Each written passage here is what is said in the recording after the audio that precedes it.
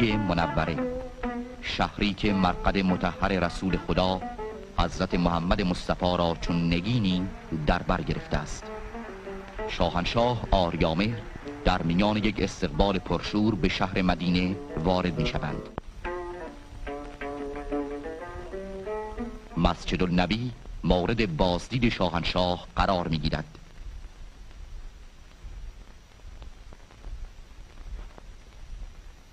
شاهنشاه مرقد مطهر حضرت رسول اکرم صلی الله علیه و آله و سلم را زیارت می کنند. مدینه منوره پناهگاه پیغمبر اکرم از ستم دشمنان بود و هم در این شهر بود که رسول خدا دیده از جهان فرو بست و امروز مرقد مبارکش زیارتگاه مسلمانان جهان است.